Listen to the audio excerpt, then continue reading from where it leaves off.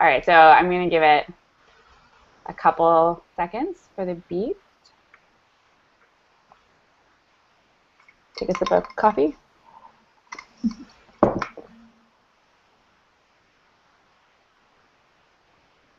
Okay, hello. I'm super excited to be here on this beautiful hot and muggy Friday.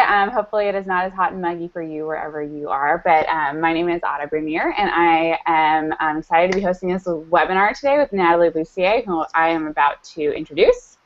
But first of all, I just wanted to thank you all for tuning in today.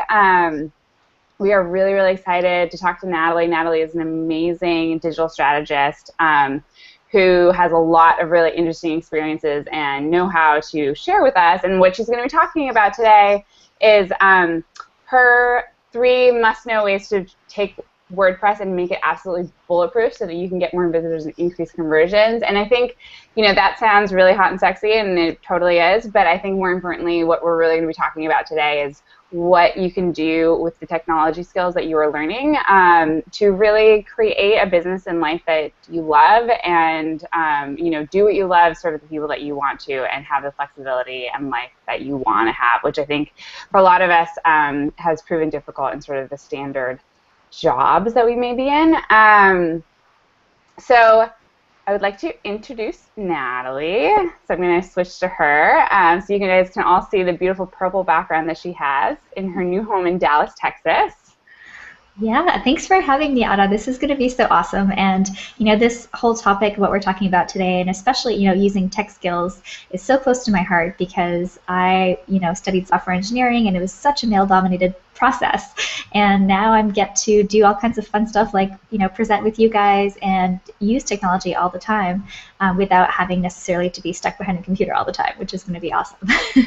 Yes, exactly. So I want to talk about that in a second. A couple of points of housekeeping that I should make sure to go over before we get started and get into all the really good stuff is I just want to remind everyone of a couple things. One is that our next round of blueprints starts on Monday. So, if you are not inspired yet, I believe that you will be by the end of this call, that Natalie and I will together convince you that having tech skills is one of the best things that you can do for your life and career. But we're starting our blueprints on Monday, so if you're interested in those, please hop on over to SkillCrush website and take a look and sign up. We can't wait to have you and to help you through the process of figuring out what's next for you. And then the other thing I would just want to make sure that you guys all know is that Natalie's going to talk for a while, and then because she's amazing and really generous, she has agreed to stick around and do some Q&A, and usually the best stuff comes out of those Q&A sessions. So please feel free. There are 2 ways for you to ask a question. One is that if you're on the actual webinar page, right below you will see Facebook comments, and you can go ahead and drop your question in there, and we will get it and make sure that Natalie sees it and can answer it. And then the other option is that we've actually enabled the Google Hangouts Q&A module, which I always get confused if it's like here or here. It's right in one of those. You can click on it, and it'll actually click you through to another page where you'll be able to put in a question, and then we will see it, and Natalie will be able to answer it. So that's out of the way. I just want to go back to what you were just saying, Natalie, which is exactly one of the things that I think is so cool about you. So for you guys who maybe haven't read up on Natalie yet, and I hope that you will go to her website and do exactly that, is that Natalie is super cool because Natalie actually has a traditional sort of computer science background, and maybe we can talk about that a little bit more in the Q&A because I know that's sort of one of the things that a lot of my students are nervous about is not having gone to a traditional 4-year computer science degree program. But what I think is really cool about Natalie, and Natalie, I want you to talk about this a little bit more, is like I feel like you are a programmer and you know how to code and you do that, but that's not necessarily like what you do all day. And instead, I feel like you're kind of the epitome to me of somebody who has taken those tech skills and really leveraged it to really create sort of a business that like gives you the ultimate flexibility and creativity that you want, plus takes care of your family and enables you to do all the things that you want to do. And I think it's really easy. Like I think for people who are going into this technology field, like it feels very like there's a limited set of options. But my sense from you is that there really isn't a limited set of options, and actually, like you can do quite a bit.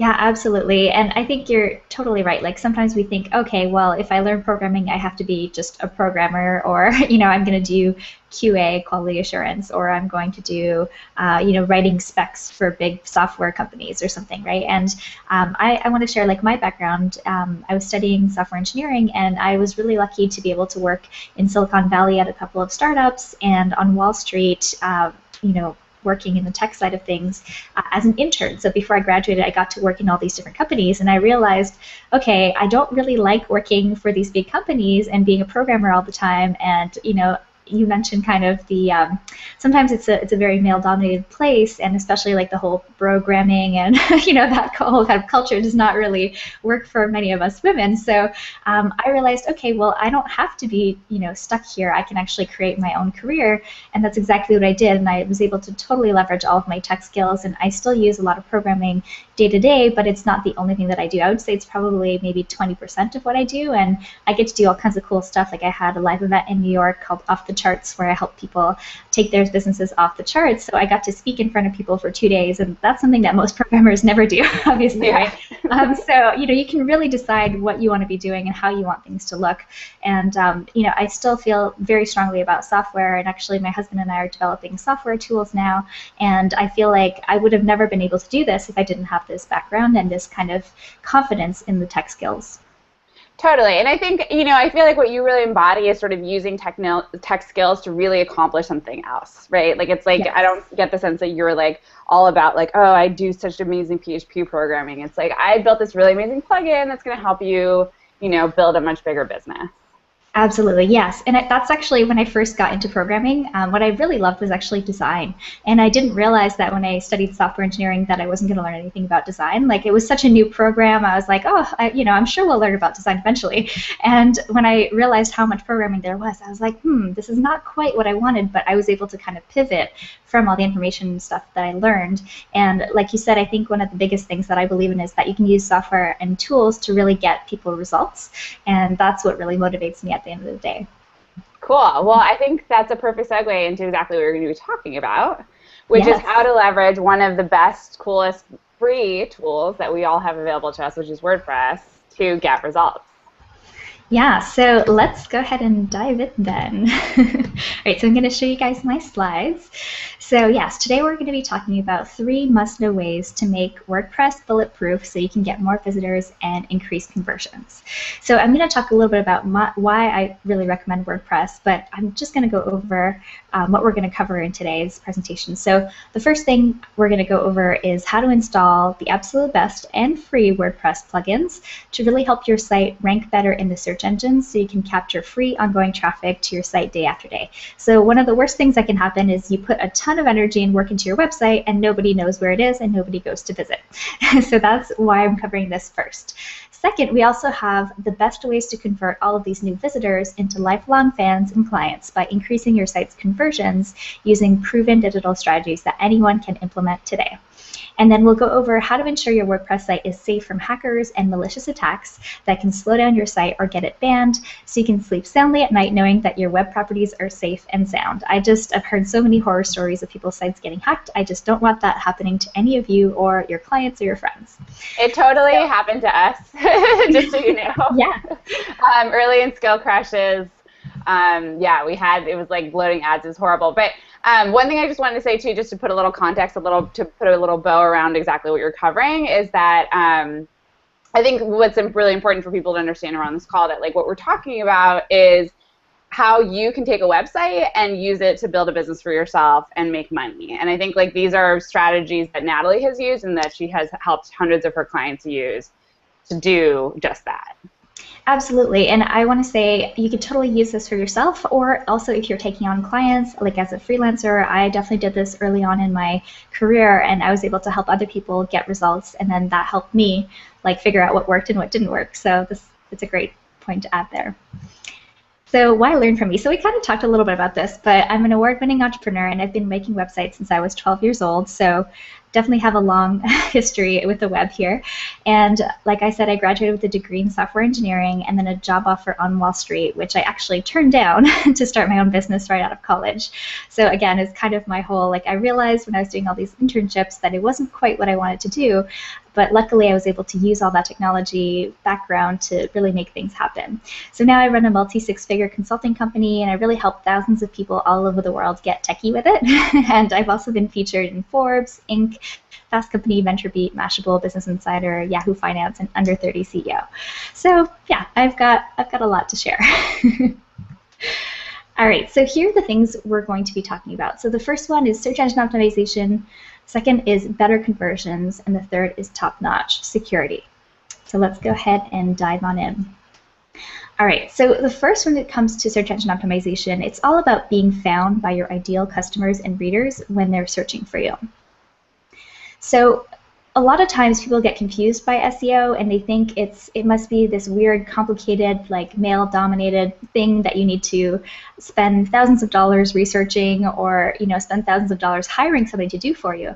But I actually like to think of SEO as actually a very feminine thing in your business, because if you think about it, when you're kind of flirting, you're attracting people to you, and I think that's what SEO is all about. It's about attracting people to your website, and you can decide what you want them to look for, right? So you can say, I want them to come to my website about this topic or about this topic.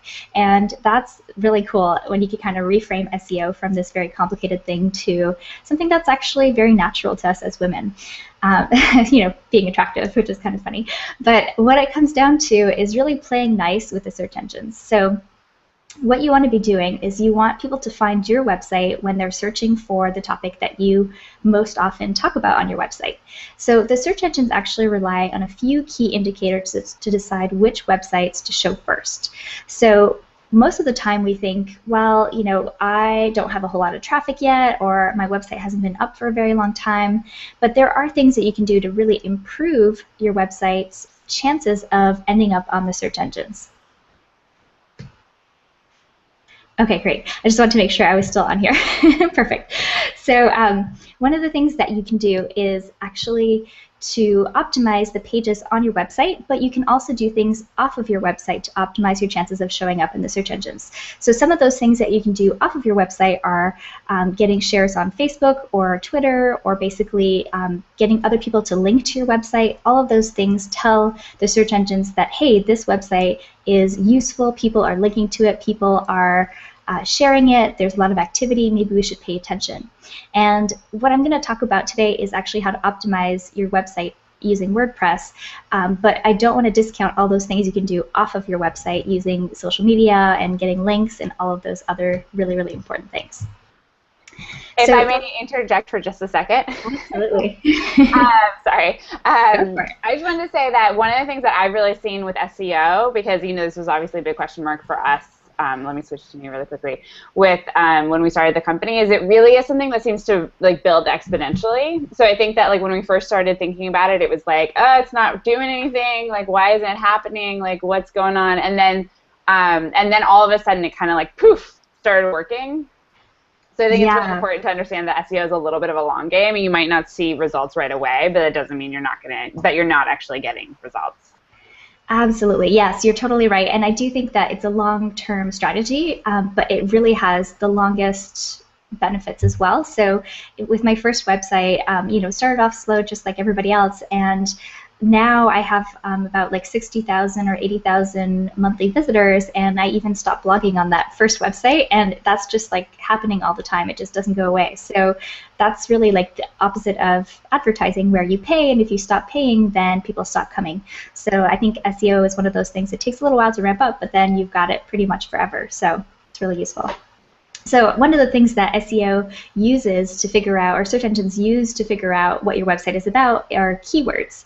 So the WordPress plugin that I recommend to help you fine-tune your keywords is called WordPress SEO by Yoast, and it's free. So I'm going to show you a little bit more how to set it up and how to make it work on your website. But really what it does is it helps you apply SEO principles to each of your blog posts and each of your pages on your website. So it'll help you optimize on a keyword. So you might be thinking, well, I don't know which keywords to target, or I'm not sure exactly how to do some research around keywords and like what are people actually typing in. So my shortcut trick is when you're going into Google and you start typing something, take a look at what other results show up automatically. And when you start typing, you'll see maybe like, for example, if you're typing how to make guacamole, then you'll see like how to make guacamole using avocado, how to make guacamole using lemon or whatever. And then that'll give you an idea of like, oh, these are other things that people are searching for, and maybe I should target those keywords. So that's one way that I like to do. It's super short keyword research and really easy to do, but you can also take a look at how many other websites are competing on that keyword. So once you've done your search, see how many results are coming up. And if it's like a bazillion results, then you might have a harder time ranking for that keyword.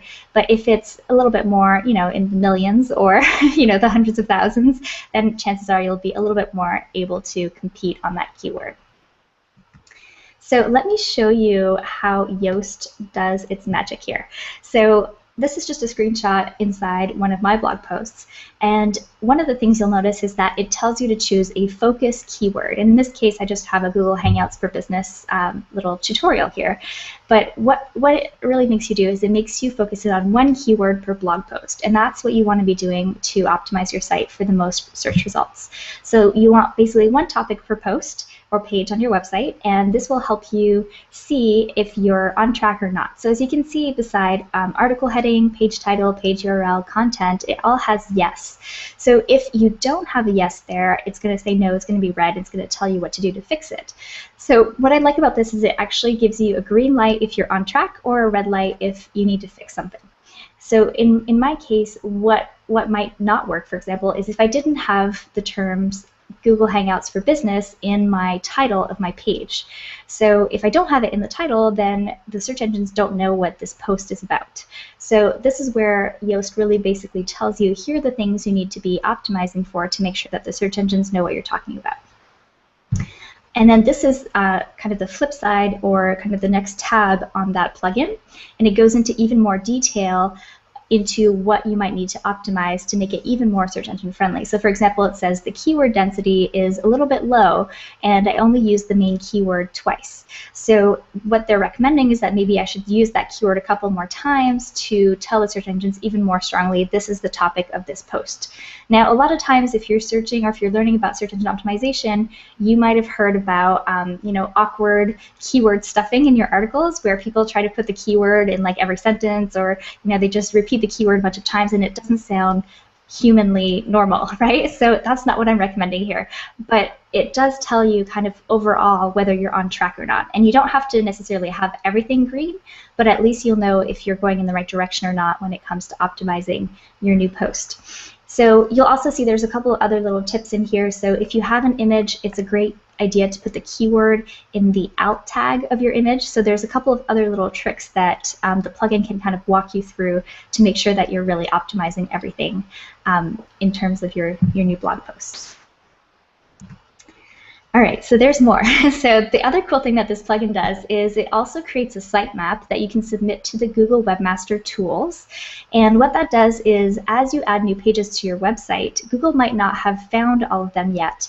So it'll tell Google where all the different pages are on your site, even if they're like obscure pages, like maybe your contact page isn't the most prominent one, or maybe you have something where it has your privacy policy or something that's not super well linked. And then on top of that, every time you hit publish on a new post, WordPress will ping a couple of different servers and let the search engines know that you have a new post for them to check out and index into their results. So my big takeaway for you guys here is pick one keyword per page, and then also try to link between your blog posts and pages to show all the different kind of connections between your pieces of content. So if you have one topic that you talk about a lot, try to link to all the other posts related to that topic so that the search engines will get more context around your posts. Awesome. All right, so now let's go on to increasing website conversions.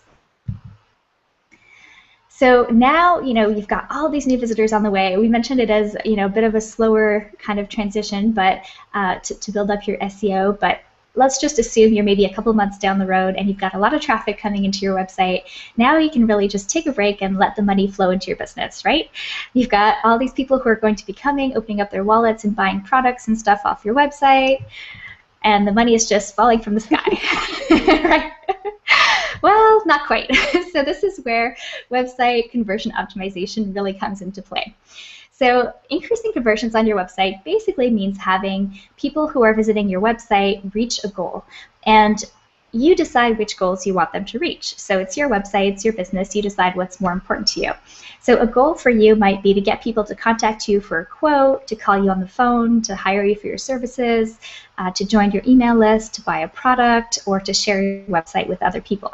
So you get to pick which of these goals you want, and what I recommend is having just one goal per page on your website. So if you have a sales page, that goal, like that page's goal should only be to make sales. If you have an opt-in page, that whole goal should be to get people to opt in. And if you have a blog, maybe that goal is to have people share it or comment, or maybe even opt in. So you can kind of decide what are those main things you want people to do on different pages on your website. All right, so I'm going to talk about list building because I feel like it's one of those things everybody should be aware of, and especially if you're building your own business, even if you are wanting to have a freelance business or work with just a couple of clients, it's always awesome to have a huge email list of engaged people, of the right people, just to really help you as you transition. You can always do different things when you have a list behind your business. So, and if you don't believe Natalie, you should believe me because you're only here watching this webinar because I sent you an email. Absolutely. So yes, tell them because I think email it's been the secret to everything that we've done at SkillFresh. Awesome. Yes, and same for me. Like every time, email is just, it's like the backbone of business, really, especially on the web. Even if social media is huge, I think email is still like that foundational piece that we can't forget. Yeah, I feel like it's sort of like it's like being introduced to someone versus building a relationship with them, Yes, absolutely. I love that. So yeah, so I'm going to talk about a little bit more about why email is so important, but basically when somebody lands on your website, the chances of them ever coming back are pretty slim. Just because people have short attention spans, they're probably not going to bookmark your website or write it down on a napkin or anything like that. So really capturing their interest and asking if you can follow up with them and build a relationship with them is key. And then I have a couple of cool stats, like for example, email is nearly 40 times more effective than Facebook and Twitter combined in obtaining customers, according to McKinsey & Company.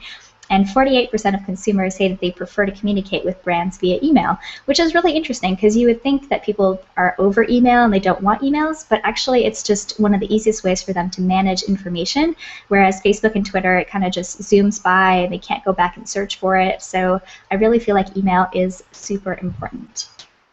And building a relationship via email is also kind of that next piece of the puzzle. So it can take between 7 to 13 touches to make a sale. So by touches, it could be a blog post that they read, an email that they read, a tweet that you send, a phone call. It could just be all kinds of different things.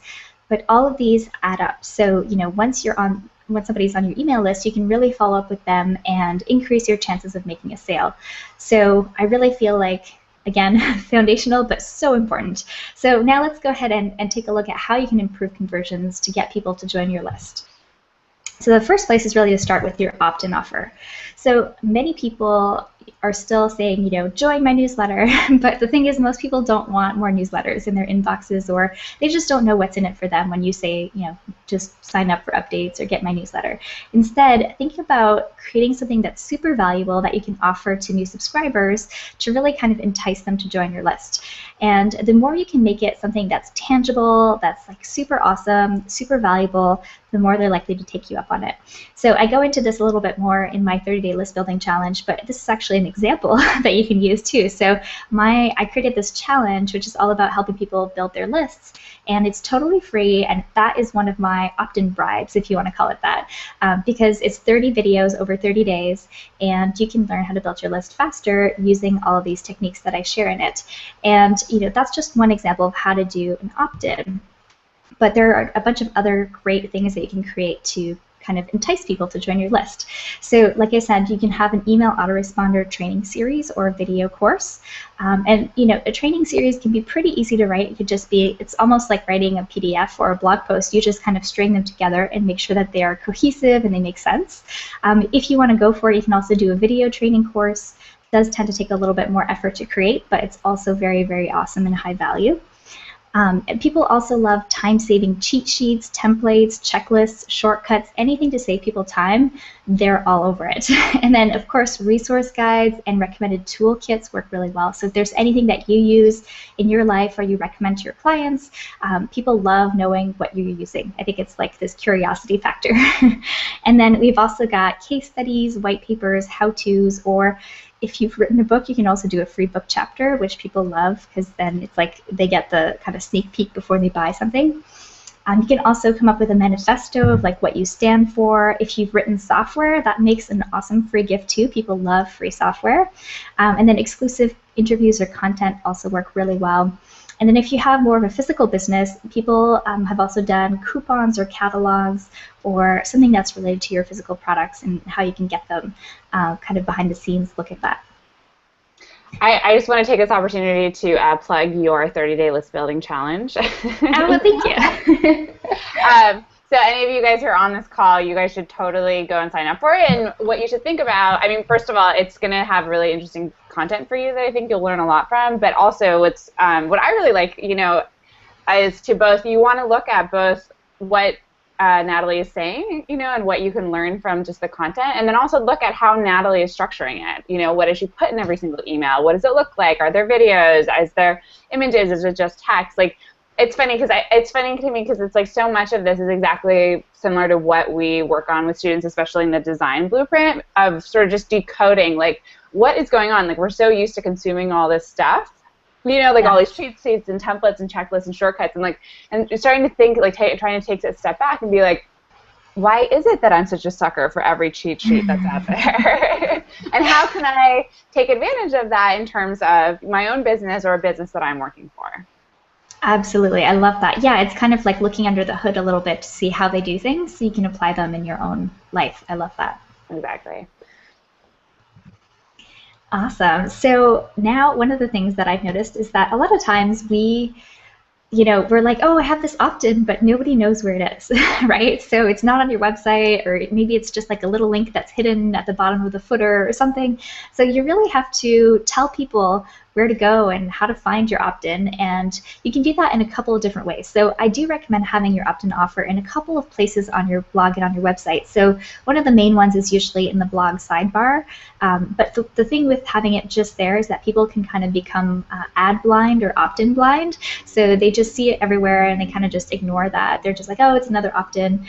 So what you want to have is you want to make sure that first it kind of has a good look and feel with your website, so it kind of matches your colors, or has a really enticing headline as well, so that people know exactly what they're going to get when they join, when they opt in. But also take a look at different ways and different places that you could put your opt-in. So one of the things that you could do is like a floating bar at the top of your website, or having an opt-in at the bottom of your blog post, because if somebody's read an entire blog post of yours, they probably like what you've got to say, so it's a great opportunity to say, hey, if you enjoyed that, please join my list where I've got even more great stuff. And then, via a polite pop-up. So like I mentioned earlier, my husband and I are now developing software together, and our first product is called Pop-Up Ally. And we have a couple of different versions of the pop-up. We have a free version, and then we're also coming out with a premium version on Monday. So it's very interesting how all these things work. So if you want to find out more and get your free copy of Pop-Up Ally, you can go to ambitionally.com. But really, in our opinion, Pop-Up Ally is the first polite pop-up out there, because a lot of times pop-ups interrupt your flow, right? You're on a website and then it just pops up and asks you to join a list, but you haven't quite consumed any of the content yet, and you're like, wait, like I don't know who you are, this is weird, it's awkward, it's annoying. So we've actually designed this pop-up to show up when you're about to leave the website, and not in this annoying where you have to click cancel or okay and you're not really sure how to get out of it, but more of a gentle like, hey, is this something that you might be interested in before you go? And then there's also other options where you can click to open a pop-up, so you can have a link that opens a pop-up to have people sign up, and also some of those other embedded opt-ins that I talked talked about are also available inside Pop-Up Ally just to help you make it even more beautiful and easy to design. Yeah, and one thing, because I've actually used this plugin, what I think is really cool about what you guys did, and I think this is also something you'll see not always with WordPress plugins, but a good amount of the time, and I think this is something that everyone who's listening, you know, as you start to build your own websites with WordPress or do them for clients, like this is something you want to look out for, is you want plugins that provide a good amount of functionality but then are customizable so that they really feel like your own. And I think you did a really good job with Pop-Up Ally of doing that. For some reason, I always want to say Pop-Up Alley. Yeah, we noticed that too. We're like, oh, maybe we should change the name because everyone keeps saying Pop-Up Alley. So yeah, so funny. I felt like I thought it was a really good experience because I felt like it came out of the box very functional and beautiful, but it also allowed me to customize it sort of as much as I wanted, which I think is really important because obviously, like, nobody wants to feel like they bought something off the shelf, you know? Absolutely, and that's something that we really believe in too, is that your pop-up should integrate with the look and feel of your website. It shouldn't be like a weird like red thing that you don't even have red on your website, you know, where it looks kind of janky. So yeah. Yeah, and I feel like you didn't require that people have coding skills, but like if you have a little bit of coding skills, then you can like really supercharge it, which is cool. Absolutely, yes. We like to take care of our people who know how to do code for sure. Awesome. So here are just some examples of what you can do with Pop-Up Ally, and these are actually on my website right now, or actually one of them is. So yeah, and what I like to say about these pop-ups too is, like you can see, they do match the colors of my website. They kind of match the colors of the images and stuff, and they really work with the design of my website in general. And what I'm also doing in these pictures, which I want to kind of give you a hint about, is that I'm looking at the text, and also in one of them I'm kind of pointing at it, but what ends up happening is people look where other people are looking. So I'm also smiling, so people like smiley pictures of people, so it really helps to increase conversions if you've got a picture. It doesn't have to be of yourself, but of somebody looking where you want people to read, and then it really does help them increase conversions a little bit. So to all you designers out there listening, I think this is a really important point that I just want to make sure to highlight. That, like, I think, you know, it's easy sometimes, I think, when you're a designer to be like, I don't want to do sleazy, like, marketing tricks, but there's totally ways to do them, and, like, you know, right? So, like, there's a lot of studies that show whoever, like, if there's, like, the famous one I've seen is Kissmetrics, and it's a baby, and it's looking at the text, and then everybody reads the text. I think the important thing here is that you're showing us two examples of this done really, really elegantly. And where you really have, I feel like, had gotten the best of sort of like web design, but also the best of marketing and conversion optimization. Absolutely, yeah. I really feel like I don't want to compromise my like sense of design integrity to like, you know, do these things. So I you know, it's always about split testing at the end of the day to make sure that obviously it's working and it's getting you results, but at the same time you don't want to feel bad, and you don't want to have website shame. You don't want to have to like hide your website because you don't like what you have on there, for sure. Exactly, and it's totally possible to get the best of both worlds. Absolutely, yes. And you know, you can use your creativity and then people will love you even more, so it's always a good thing. Exactly. Great. Okay, so now we're getting into protecting your WordPress site. So okay, so we could talk about all the potential downfalls that could hit your WordPress site, but really I feel like at the end of the day, keeping your WordPress site secure is a top priority, especially if your website is your storefront online, if it's your business. It's so important. You know, there's so many things that can happen. Your site can be hacked or attacked, or weird code can be added to it. It can be brought down entirely. Some people like replace your website with ads for unsavory products that I won't mention, and you can also get your site blacklisted from the search engines if your site has bad code on it for a long enough time. And then also sometimes people have kind of antiviruses installed on their computers, and it'll tell them, warning, do not visit this website because it has potentially harmful code on it. So those are all potential things that could happen to your website, and it's not good for traffic or conversions. So let's talk about how to avoid that. So there's basically two ways to be protected. One is to really prevent these malicious attacks from the get-go and just like, you know, let's stop them before they happen. And number two is just to have a backup plan in case something happens.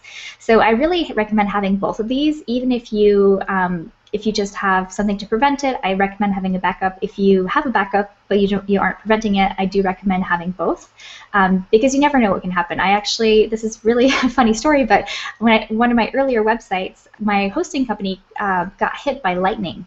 Their servers got hit by lightning, so they lost everything. And luckily, I had a local backup, so I was able to kind of get my site back up on a new web host. But I was like, wow, like I never heard of that before.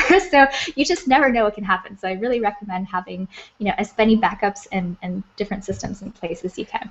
This is like last summer when Amazon Web Services went down because of flooding in Virginia. Do you remember this? And like Instagram and Pinterest went down, and it was like crazy. It was so funny, and it's this great reminder of like, oh yeah, these things are physical at the end of the day. Like they can get floods just like everything else. It's so true. I know, it's surprising, right? It's like, wait, it's not all easy to get back up online. Yeah. So one of the things I want to talk about is having a really good website host. And this may be slightly controversial, I'm not sure, but this is just based on my experience. But a lot of the time when I see that somebody's site has been hacked, it's because they were hosting their website on a shared web host and somebody else's site got infected first. So maybe you have really strong passwords, you never let anybody else log in and everything is secure from your end. But because you're sharing web space with somebody else who maybe doesn't have as strong of a security system, they got affected, and then somehow that person was able to use their information to get in and then affect all the other websites on that host or inside that kind of shared server. So there are a couple of different things. So I like to use the analogy of like you can be renting space in the bad part of town, and then you might expect to get mugged or get get in trouble. But if you're kind of in the good part of town, you're probably not going to run into those issues. So that's kind of the analogy I like to use when it comes to web hosts. But that doesn't mean that you can't use an affordable web host. There's definitely affordable web hosts as well. But just think about that. If you're going for the cheapest option, you might run into issues. So there's a couple of things that you can do to prevent these issues, but my first tip is just to look for a really good host that can eliminate a lot of those problems from the get-go. So if you're hosting just a WordPress website and nothing else, then you might want to look for a WordPress-specific host like WP Engine or that should be Synthesis. Yes. So there's a couple of reasons why. One is that they're just WordPress professionals, and they know all of the WordPress vulnerabilities right before anybody else most of the time because they're on that front line and they're always working with WordPress. So that's one of the reasons I'd recommend those WordPress specific hosts especially if you've had issues in the past. That would be one of the first things I'd recommend. Also, to just plug, I actually don't know about Synthesis, so they may have this too, but for any of you out there listening who have either taken a Skill Crush Blueprint or are thinking about taking one of the things we teach is Git and GitHub, and what's really cool about WordPress Engine is that it allows you to deploy via Git. I love that. Yeah, it's amazing. Awesome. So. Way to go. Approving of that. It's great.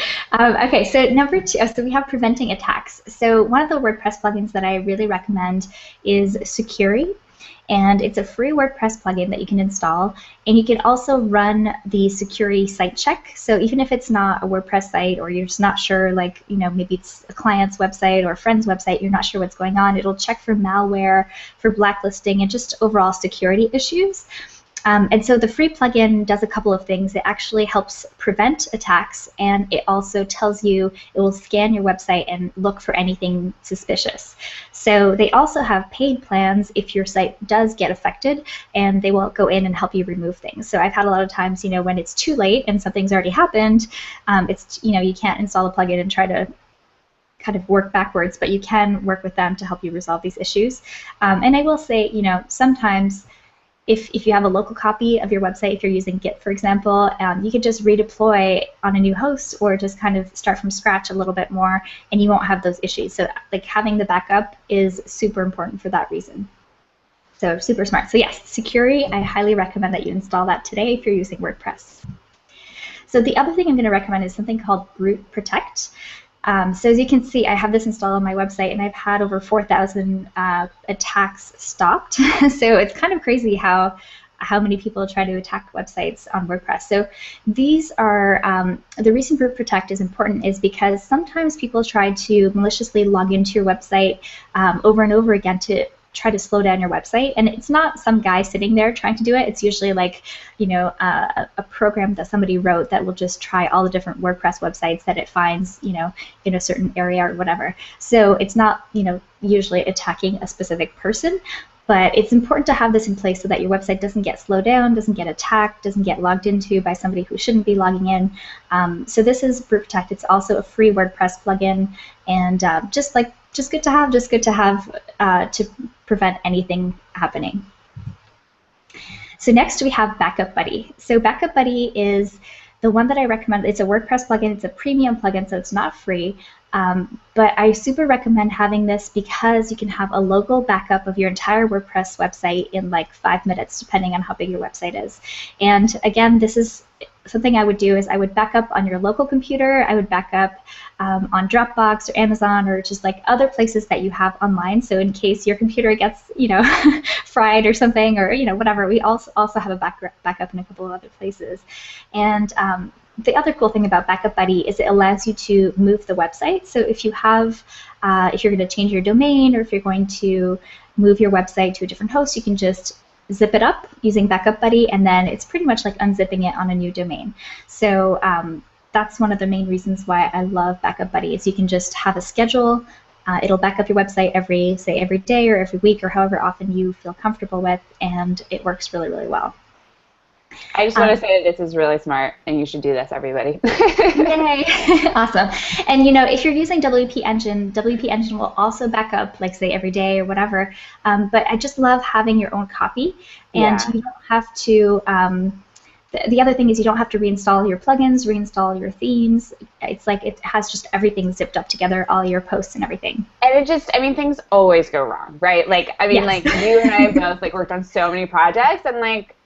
You can't you can try to prevent it, but really you just have to be prepared for the fact that it's probably going to happen at some point, and you want to sort of create situations or create your, like a backup, right? Where when everything goes to hell in a handbasket, yes. You can easily, and like I can't even tell you, because we're always deploying stuff for Scale Crash, like we deploy and something goes crazy wrong and the site goes down, and thank God the WordPress engine, which is what we use for our hosting, has a one-click backup restore where we just go back to the latest version. But yes, very, very, this will just save you a lot of heartache. Agreed, totally. Awesome. So just a quick recap. So definitely take charge of your WordPress website and the business results that'll go along. So totally recommend WordPress SEO, the SEO plugin we talked about, and start implementing that for each new blog post. Like we said, it'll definitely add up over time and start building up your traffic. Number 2 is their strong opt-in gift that we talked about, and then definitely check out the Pop-Up Ally plugin to really help you showcase it and also make it look beautiful. And having a good web host and malware prevention plugins and then a good backup system in place is going to go a long, long way. And now let's take some questions. I'm going to come back on video. Yeah. Here, I'm going to try to be a good control room person where like when I talk, everyone sees me. I'm probably not going to do the best job. But before we take questions, I wanted to, first of all, say thank you. This was so interesting, and I was laughing because at one point I was like trying to take notes about things to talk about, and then I was so interested in what you were saying that I was like, oh wait, no, I got to read her slide before I like think about what I'm going to ask her.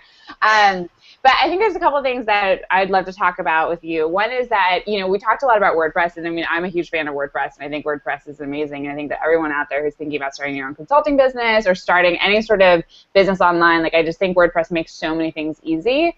Like you could get Natalie's Pop-Up Ally or WordPress Engine or Backup or whatever.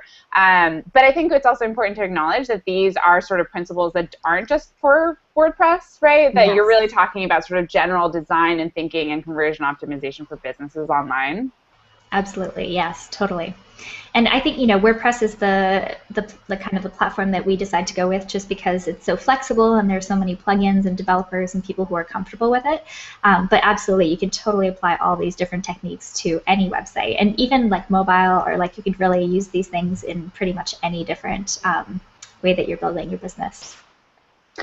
The other thing I just wanted to say is that I want to just I hope everyone out there is taking notes because I think that the thing is that like, especially if you're somebody who's starting to get technical and getting coding skills, like these are all the things, everything that Natalie has talked about in this webinar have really been the stuff that like small businesses are really thinking about on a day-to-day basis. You know, like how do I secure my website? Like how do I make sure it's there all the time? Like how do I get conversions and keep marketing?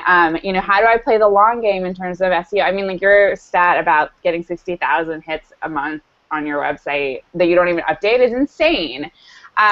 So I just want to say to everyone who's there or who's listening that like literally I feel like if you just take what Natalie has talked about in this webinar and then marry that with like the coding skills that you hopefully are learning, if you you know, if you like to listen to ladies like me and Natalie, hopefully you've heard that message. Yeah, and I feel like right here, like bam, I'm like, this is like you can just go out and offer this to a bunch of clients and you're gonna get somebody to pay you to do this work. This is exactly what small businesses are looking for. Absolutely, yeah, and I also have more, I have another training course that's all about in-depth search engine optimization, so if it's something that you want to be offering to clients, like you can totally just learn a little bit more. I feel like one of those things that's really awesome about the web is that you can always be just a little bit further ahead from your clients, and so you can keep learning and helping them implement things that they have no idea about because maybe they're not technical or they're not online very much. And so you can just keep on learning and keep on bringing your clients along with you as you continue to learn. And I pretty much learned all of this stuff from working with clients in the beginning and now, implementing in my own business. So it's definitely what people are thinking about. So I love that point. Yeah, and I think it's really, I think this is a really good point because I think I talk to a lot of people who are kind of like, I've learned some things, but like I don't really know what I know and like whether or not I can provide value to somebody. And I think one of the things to think about is like, of course, like you want to know some stuff, but a lot of it is about sort of having a general comfort with technology and understanding the principles and the foundation of it, like understanding what code looks like, how to make sense of it, where you go to learn more. And then a lot of it is just about being somebody who's willing to take the time to figure it out.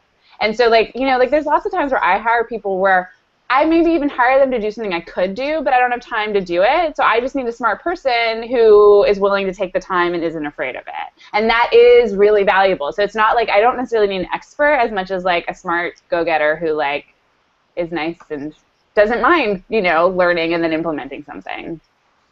Absolutely love that. Yeah, I think it's so, one of the things I like to say is that when it comes to technology, and one of the things I actually learned in my degree was that it's not so much the specific technology that you're learning, but it's more the ability to learn new technologies because they're always changing. Like, WordPress might be gone in 5 years. Who knows? Like, it might be the next whatever.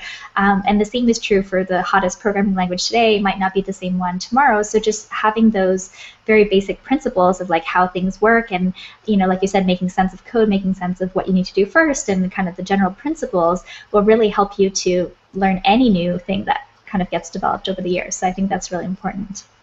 I think that's such a good point because I think for a lot of people who are starting out is there's a couple things that you have to know, right? Like everyone has to know HTML and CSS. Yes. And I think sort of some basic design principles, but then like, yeah, PHP versus Ruby versus Python, like, right. It's like the choice doesn't really matter. Like the important thing that you'll learn in the process is learning how to learn most of all, right? Absolutely, yes. And being comfortable with like trying things and being like, oh, that didn't work. Let me recompile and try again, or like that kind of thing. Exactly. Cool. Okay, so now I want to go to questions. So I think there's a couple questions that I think actually are really, really interesting that I want you to talk about. So so one is from Jenna Dixon, and so she but I feel like this is addressed in a couple different ones, which is that she asks, can you address Yoast's aggressive upselling? So we're talking about the Yoast SEO plugin. And then she asks, maybe there are times when you're happy to pay for additional features, and we'll look forward to hearing your thoughts. So I think what's interesting to me about this question is this question really of when do you pay and when do you use something that's free? Because I think that this is something that we all encounter in a myriad of different ways, like in all aspects of our life, but is especially true in like open source software communities. So when do you decide to pay? Yeah, that's a great question. Well, it's funny. I've used the free Yoast plugin for many years, and I upgraded to their video plugin because I do a lot of video on YouTube and I want my videos to rank well.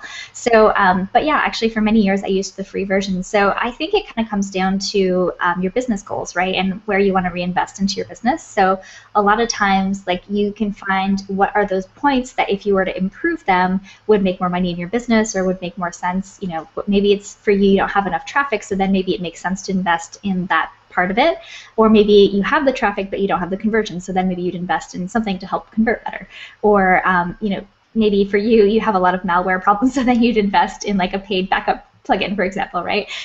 So really figuring out like what are those kind of pain points or those tipping points that if you were to improve would make a really big difference. So I love to take a look at the metrics of my business, and I didn't talk about metrics a whole lot today, but I'm a huge like Google Analytics fan, and I love to, you know, see where people are coming from, see what they do on my website, how many of them opt in, how many of them buy, and use those metrics to help me make decisions in my business, so that it's not just like, oh cool, this sales page looks awesome, I think I'm going to buy because I got like caught up in the excitement, but it's more like, yes, I know this is going to help me grow my business, so I will invest in it.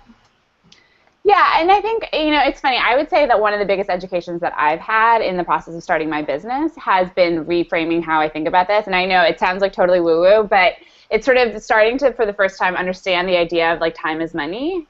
And yes. Often, like, you know, you're sort of faced in these situations where, especially when you get technical, then you're like, I can do anything. Like, right. It's why true. would I ever like rely on anyone to help me with anything ever again? Like, I can do it all. And then you start to realize that that is like not a way to live your life, and it's totally dysfunctional. And I mean, it's like, yay, I'm glad you feel confident, but like, no, really, you should not take the time to like, yeah, worry about the malware or whatever. Like, that's not your expertise, and you want to focus your time on something else. And I don't know, it's funny. It's really like, okay, so this is obviously something we deal with at ScaleFresh. If people are like, well, why would I pay for a blueprint when like I could learn for free? And it's like, you know what, like I always say, like, if you can and if the free version works for you, then like go for it. But one of the biggest things I see about paying for stuff is that when you pay for it, you can totally email their support people and get customized help, and that is worth a lot, and a lot more usually than you've had to pay for to plug in or whatever it is. I totally agree with that. And we sometimes run into that too, where we're like, oh, we could just build our own, or we could just like, and then I'm like, wait, what is our core business? And then I have to kind of remind ourselves, like, we don't need to create everything under the sun if it's already been done, right? It's almost like you don't need to invent a new programming language. There's a bunch of them out there already that do perfectly good good work, so you don't need to invent your own. So I think it's the same. Like sometimes, you know, you could kind of create your own whatever, but you know, why not take something that's already been built and save you a lot of time, so you can really get to, like you said, the stuff that you're really good at and you want to focus on. Yeah, and I do think also like the good thing is that when you run your own business, I feel like you become much better at understanding like how money flows and like what's worth your time and what's not worth your time. So I think that like it's been one of the best parts about running my own business is like starting to really be much clearer on like what's a good use of my time and what's not a good use of my time. Absolutely. Cool. Okay, so then we have some questions that are sort of more just about like different plugins. So I'm just going to run through them relatively quickly, and you can talk a little shortly about each. So Jocelyn here asks if you've ever used Scribe instead of Yoast. I haven't personally used Scribe, but I know what it's about. So I think basically what it'll kind of optimize and tell you again, similar like if you're on track or if you're not on track. And I think it'll kind of run through maybe some more extra algorithms to kind of compare it to other websites using the same keyword and tell you like how much extra work you need to do to kind of outrank the other people. So I think for that reason it is worth the investment, but I think it's a monthly ongoing fee. So for most people, I say you can totally get started with Yoast and get good results that way. I would say if you think SEO is going to be a huge part of the strategy of your business, then totally go for it. But you know, like my website that I have 60,000 to 80,000 viewers a month, and my personal website too. Like I just been using the free version until recently. So of WordPress SEO, yeah. If I can quickly follow up on that question, how would you judge whether or not SEO is going to be a big part of your strategy? So I think for some people, like let's say if you're selling like baby clothes or something that people might be searching for, or like a product that people are really going to be searching for, like something very custom or something that you know you can really rank and it would make a huge difference for you, then I would go for it. So if you have an online store that does like physical products, I think that's a big piece of it because people do search before they buy. But yeah, I think, if you're writing great content and stuff, I think SEO kind of happens once you've optimized things. So I don't think you need to spend a whole lot of extra time or money investing in that. Cool. So we have a question here from Raylyn, and she asks, have you ever worked with a framework like Genesis or anything like that? Yeah, absolutely. So I like to think about it as there's like three main frameworks for WordPress. So there's Genesis, Thesis, and Headway, and those are kind of the ones that I've seen used the most in the marketplace. So I think Genesis and Thesis are both awesome, and they're great for coders. So if you're learning coding, then go for it. The one that I recommend for people who are newer to coding is actually Headway, because it's more of a drag and drop theme. So it does tend to be better for people who are more designers and less coders.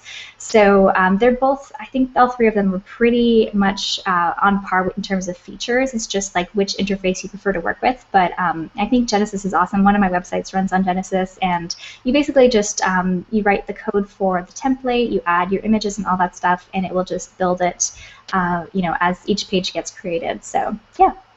Cool, and you can totally use whatever plugins with any of those. Yes, exactly. So plugins are totally interchangeable with all of those. Yep. Awesome. Okay, we have some questions about hosting. So there's a question about both DreamHost, Laughing Squid, and then also HostGator. Do you have experience with any of those? Yes. So I think HostGator is, it's like, I don't want to like slam any companies, but there are some companies that I maybe wouldn't recommend. So HostGator is one of those, just because it's gotten really big and it's harder for them to manage all the different accounts and security and everything. DreamHost, I've heard of people's sites going really slow once they start getting more traffic on DreamHost. So I would say if you're just getting started, it's probably fine, but once you start getting a lot of traffic, you might want to move off of it. And Laughing Squid, I actually have not used personally, so I just don't have any experience with it. Yeah. Yeah, it's hard because, we used HostGator for a long time, and that's the one that we've been recommending to people, I think largely because we don't want to use GoDaddy. But it's hard because I find that often I would love to do sort of smaller hosting companies, but I find that in general the smaller the hosting company, the less user-friendly it necessarily is, and the less support they tend to have, and so it's, yeah. It's a balancing act between it's like good, cheap, or fast. Those are the three, right? And you can only pick two. So yeah, exactly. Okay, let me grab some more. Oh, so there's one question about Pagely. I actually don't know what Pagely is. You know Pagely? No, I don't think so. It sounds familiar, but I'm not 100% sure I've seen it. Okay, so Aliona, I apologize because neither one of us know what Pagely is. Okay, so we have another question, which is, okay, so Randall asks, is it better to use keywords that are very common or less common? So less common is probably better in terms of competition. So if you're going for say weight loss, it's such a huge keyword, and it's also not very specific. So somebody might be searching for weight loss when they're actually writing a paper about weight loss, and maybe they don't even want to they don't even want to lose weight, right?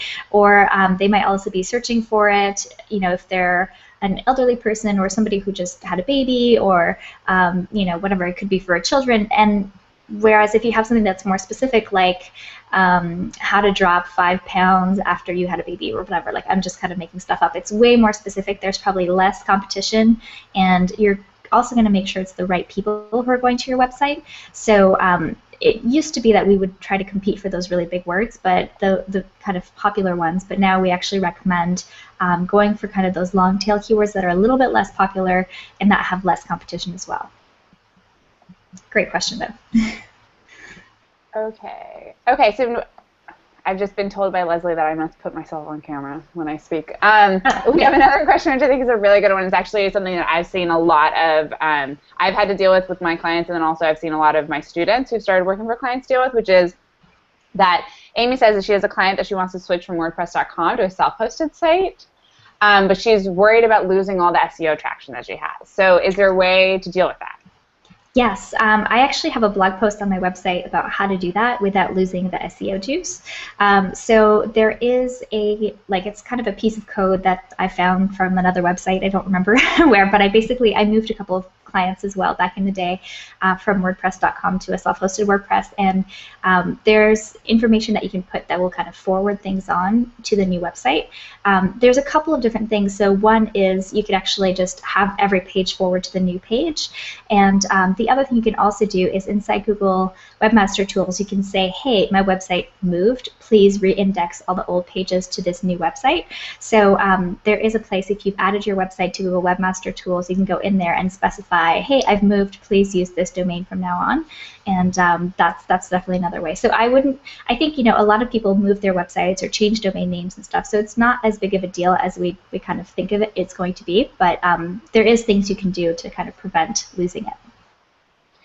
Okay, awesome. So the very last question is actually a question I'm going to answer, which is from Ed, and he's wondering if this webinar, this fantastic webinar with Miss Natalie Lussier, is going to be available for rewatching later. And I just wanted to let you know, Ed, and anyone else who's wondering out there, that it absolutely will be available. We will also be sending out an email to everyone who signed up for this webinar with a link to the recording, and also we'll include links to all the resources that Natalie has talked about. So thank you, Natalie, so much for coming and being a part of this. And I just, again, as a one last shout out, here, I'm switching, sorry. I just want to say that I just want to remind you guys all that we've got Blueprints starting on Monday. And so we will teach you all the skills that you need to know in order to put everything that Natalie has talked about into practice and start building your own web presence or start working for clients and helping them with their many, many web issues, which everyone has nowadays because that's the way of the world. And yeah, I just wanted to finally thank Natalie. Natalie, do you have any last parting words that you want to share with the audience? Yeah, thanks so much for having me. And yeah, parting words, I would say, these are the types of skills that you're learning that no one can take away. So even if technology changes, or if you do a completely different kind of business or different kind of career in your future, like, you can always talk about things with technical people, and that's a huge skill that no one can take away from you. So it's going to go far. Awesome. So great. Okay, thank you so much, everyone. Please feel free to email us questions at hello@skillcrush if you have any questions. We're always here ready to answer them. We love answering them, and we just, we really want to help you guys all get the skills that you need and the knowledge to really do whatever it is that you want to do with those skills. All right, have a good day and happy weekend, everybody. Bye.